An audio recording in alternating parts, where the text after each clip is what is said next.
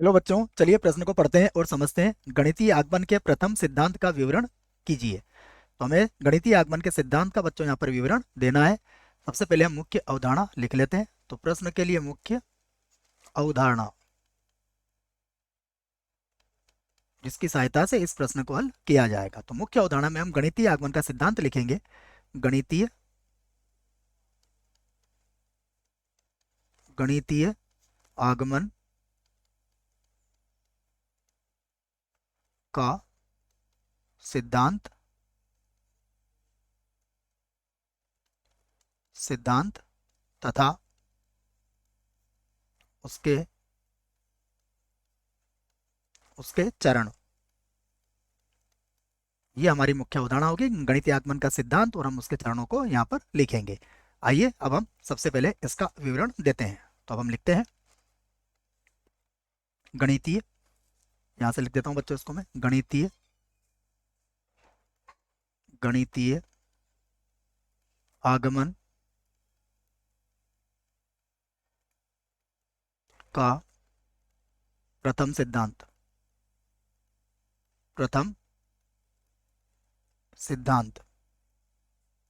देखिए, गणितीय आगमन का जो प्रथम सिद्धांत होगा उसका पहला चरण ये है कि कथन को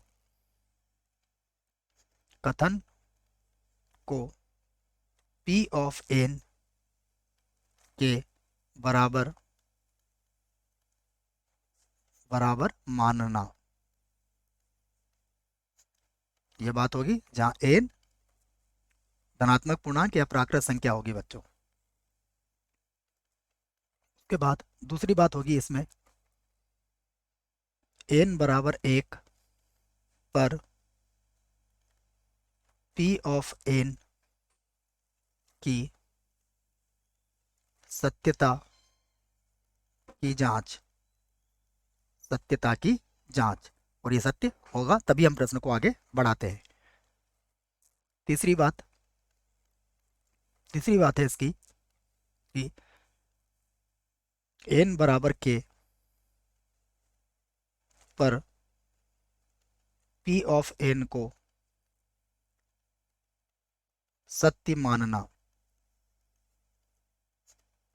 जहां k कोई भी प्राकृत संख्या हो सकता है। नंबर 4 की बात कर लेते हैं। तो नंबर 4 इसमें आएगी कि n बराबर k प्लस 1 पर कथन को सत्यापित